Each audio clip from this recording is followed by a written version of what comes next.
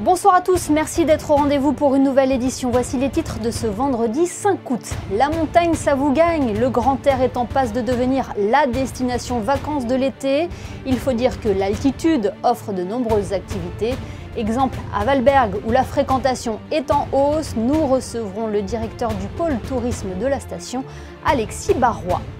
Après Renaud Capuçon dimanche, la cour d'honneur du Palais Princier accueillait la pianiste Béatrice Rana pour le concert d'été. Reportage à suivre dans ce journal.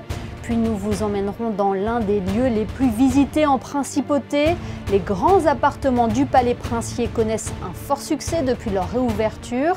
Nous reviendrons sur cela dans cette édition.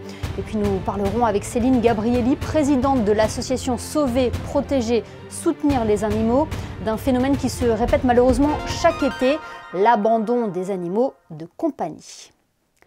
La montagne serait-elle la grande gagnante des destinations vacances de cet été? Souvent associées au sport d'hiver, les stations d'altitude séduisent. Leur plus, un air plus frais, des activités variées et un tarif attractif par rapport au littoral. Exemple au cœur du massif du Mercantour, à Valberg. Bonsoir Alexis Barrois. Bonsoir. Vous êtes le directeur du pôle tourisme de la station. Est-ce que l'on pourrait dire qu'avec ces fortes chaleurs, la montagne est plébiscitée pour son grand air? Ah oui, clairement, hein. On voit justement que beaucoup de gens montent à Valberg en quête de fraîcheur, puisque on gagne 0,65 degrés de fraîcheur tous les 100 mètres d'altitude. Donc en gros, ici, il fait 10 degrés de moins en moyenne qu'en bas sur le littoral. Et ça a un impact sur la fréquentation par rapport à l'an dernier? Vous voyez une hausse? On avait déjà fait un très bon été l'an dernier et l'année précédente.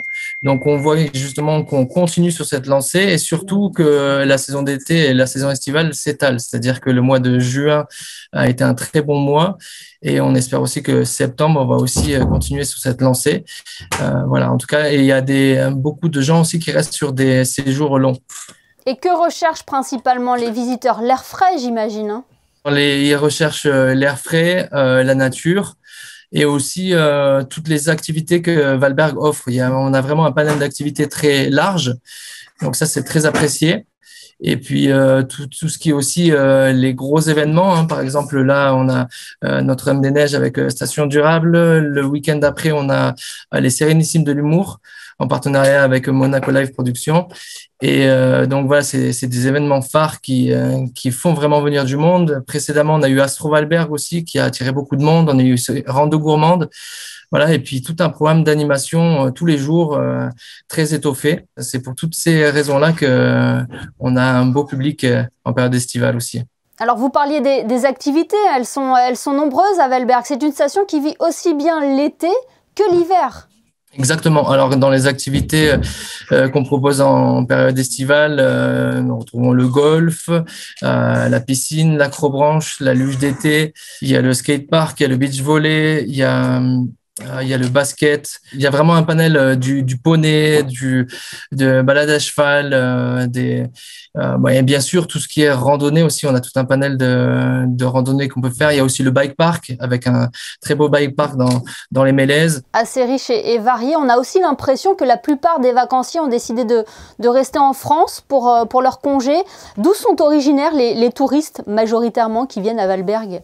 Principalement du littoral, et dans ce littoral-là, j'englobe aussi Monaco. On a une belle clientèle monégasque, et en gros, ça va de Fréjus jusqu'à Menton. Après, on a quand même une clientèle étrangère, notamment belge, anglaise, allemande, autrichienne et un peu italienne. Donc voilà, on va dire aussi qu'on a une clientèle étrangère qui est plus présente justement cet été que l'été précédent.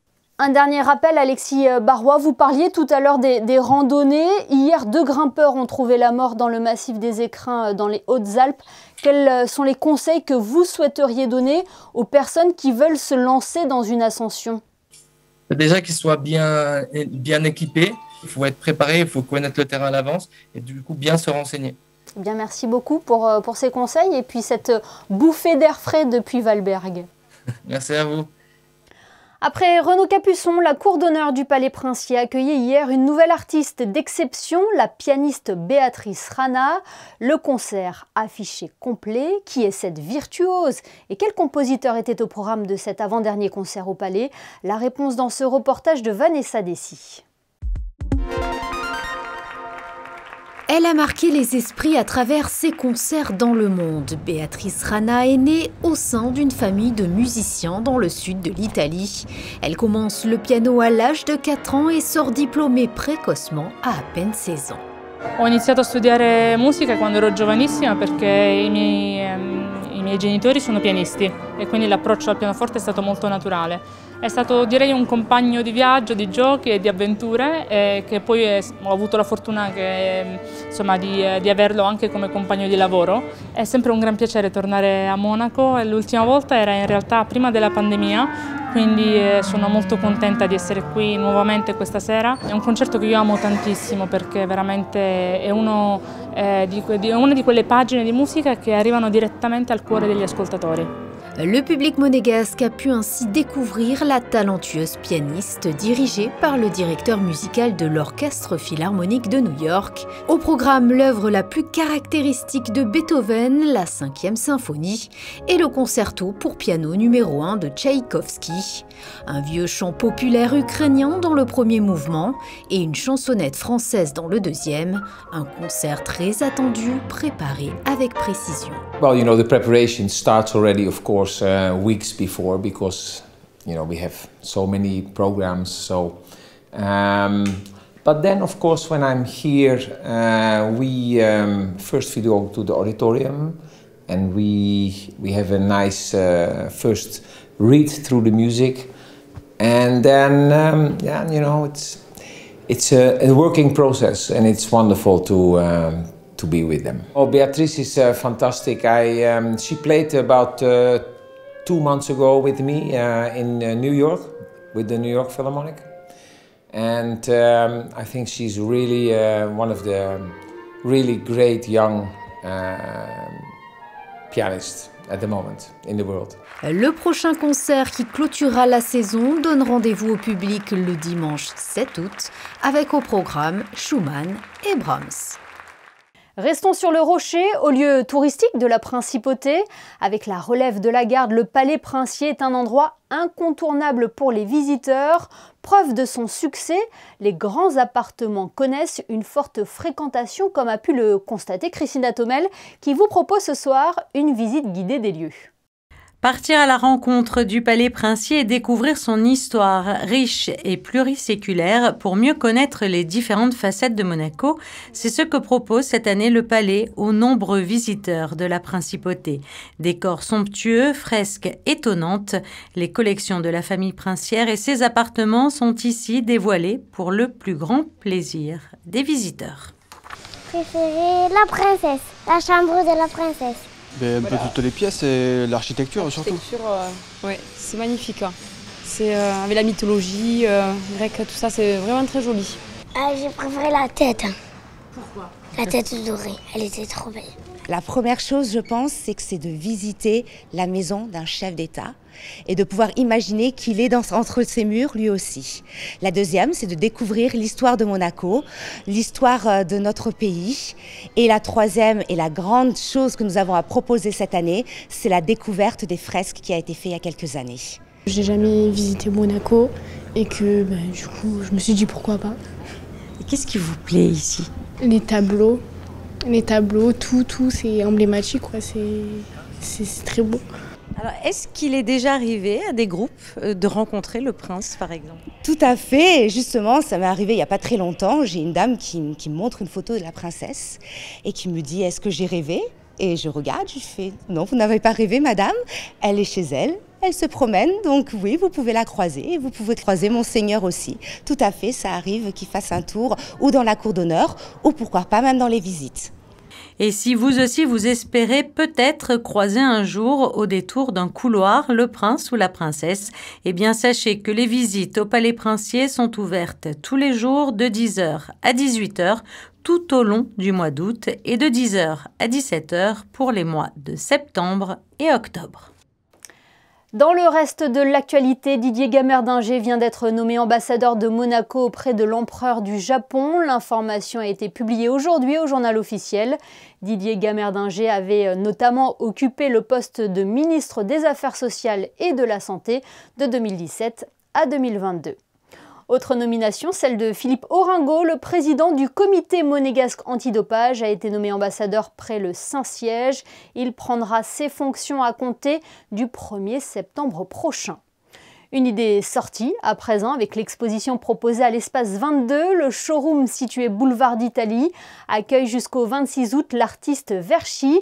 21st Century Hieroglyphs, c'est le nom de cette exposition qui rassemble des toiles représentant des émojis. Un langage visuel et commun capable de connecter les êtres partout sur la planète comme le confie l'artiste. Un chiffre maintenant, plus de 11 000, c'est le nombre d'animaux recueillis par la SPA en France depuis le 1er mai dernier. Les refuges sont surchargés face à ce pic d'abandon qui malheureusement a lieu à chaque saison estivale.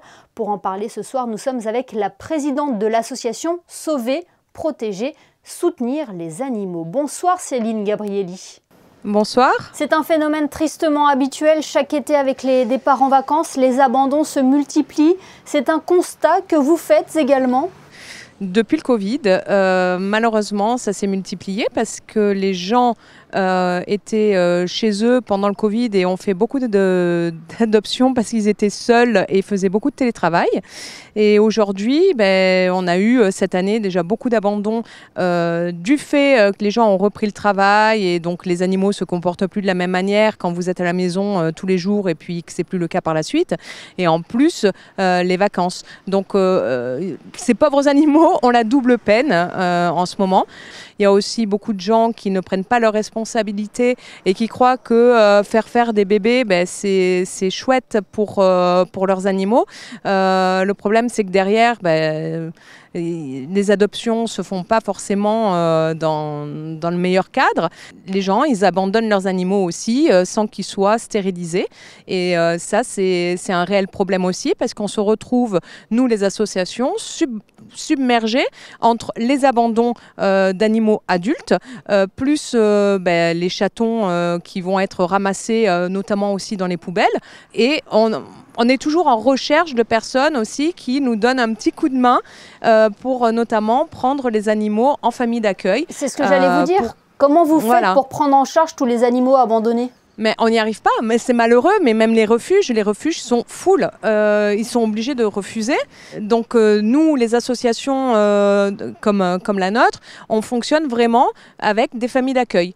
On le comprend dans vos dires, Céline Gabrielli, devenir propriétaire d'un animal de compagnie, c'est un véritable engagement. Hein. On ne se lance pas comme ça à la légère. Et les gens préfèrent passer par particulier des fois et ils ne se rendent pas compte en fait que nous, l'association, oui, on va demander certains critères, c'est-à-dire on va demander aux gens de nous montrer chez eux.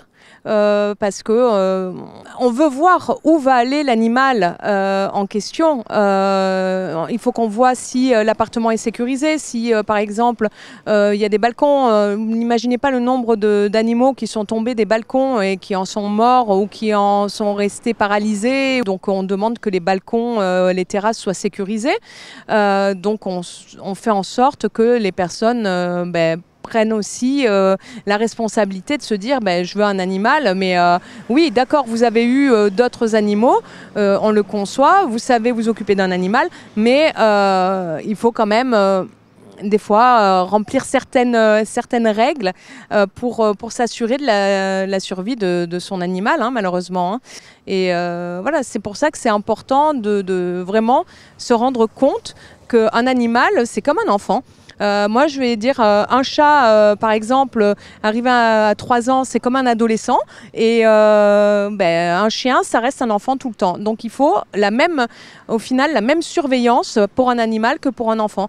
Je pense qu'on a un réel problème aujourd'hui, c'est de comment les gens se comportent envers les animaux de manière générale et c'est ce qui pose un petit peu problème, c'est de ne pas réaliser que l'animal c'est pas juste une chose, parce qu'on est sorti de ça, heureusement aujourd'hui on en est sorti. On parlait tout à l'heure des départs en vacances, des abandons pendant les départs en vacances. Pourtant, il existe des solutions pour faire garder son animal, les pensions par exemple. Il y a les pensions, qui sont souvent pleines aussi, mais il y a les pensions. Alors là, c'est pareil, c'est un coût et les gens, ils ont un petit problème aussi quand il faut mettre la main au porte-monnaie. Pas tout le monde veut le faire. Voilà. Vous avez des sites internet aussi pour les pet-sitters qui proposent de récupérer l'animal chez eux, de s'en occuper ou sinon de venir eux chez vous. Donc des solutions, il y en a. Pour ceux qui veulent, il y en a des solutions. Après, c'est des solutions de facilité et c'est là-dessus qu'on se bat un petit peu au quotidien, même beaucoup. Et on en revient donc à la responsabilité de l'engagement lorsque l'on a un animal de compagnie. Vous savez, le problème, c'est aussi que certains animaux, c'est comme les enfants. J'en reviens encore à faire un comparatif qui plaira peut-être pas à certains, mais malheureusement, c'est quand même égal un petit peu à ça. C'est-à-dire que les enfants, ils ont leur caractère. Il y en a, ils vont pas faire tout comme on veut. Ils vont faire des bêtises. Les animaux, c'est pareil. Oui, et il y a des gens. L'animal reste un membre de la famille. Il est considéré comme tel quand on a un animal de compagnie. Mais normalement, oui. Normalement, pour moi, oui. Mais bon, ça fait des bêtises comme un enfant et il faut en avoir conscience et c'est pas parce que l'animal a fait une bêtise que ça y est, il faut s'en débarrasser. On n'abandonne pas un animal parce que finalement ça ne convient pas. Voilà, et parce que vous n'allez pas abandonner vos enfants parce que finalement il vous répond ou parce qu'il veut pas faire ce que vous lui demandez de faire. Quand on prend un engagement, il faut se dire que c'est le même engagement. Voilà, c'est tout. Eh bien, merci beaucoup Céline Gabrielli.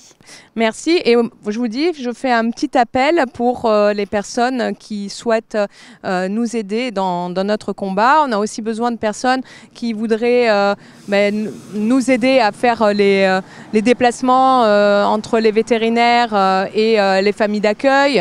Un petit coup de main, c'est avec grand plaisir et physique et financier. On est preneur parce que malheureusement, on n'est pas beaucoup aidé par l'extérieur. Et le message est passé. Merci infiniment Céline Gabrielli. On rappelle que vous êtes la présidente de l'association Sauver, Protéger, Soutenir les animaux. Merci à vous. Merci beaucoup. Et n'hésitez pas à vous rendre sur la page Facebook de l'association pour tout renseignement. Ce clin d'œil avant de refermer ce journal. Nous sommes le 5 août. Cette journée correspond à la journée mondiale de la bière, une boisson assurément rafraîchissante à consommer bien évidemment avec modération. Les brasseries artisanales de la Côte d'Azur connaissent d'ailleurs un large succès. Et vous, êtes-vous amateur de bière? Sarah Monnier est allée à votre rencontre pour le savoir. Une bonne bière fraîche en été, en effet, ça passe bien et ça nous rafraîchit bien. Donc, bon, il ne faut pas abuser non plus, mais ça rafraîchit bien, en effet. La première bière, c'est toujours le meilleur. C'est entendu. Après, il faut faire attention, parce que ça peut être qu'on boit peut-être un peu trop. Comme on vient d'Alsace, de base, la fête de la bière chez nous, c'est comme les Allemands, ça y va. Mais sinon, du coup, non, je sais pas, aucune idée où est-ce qu'on va aller. Au Gerhardt? Ok, voilà, au Gerhardt, on verra. Moi, je suis moins bière. Pour me rafraîchir, un cocktail. Il fait chaud tout le temps, alors on peut en prendre toute la journée. Moi, j'adore.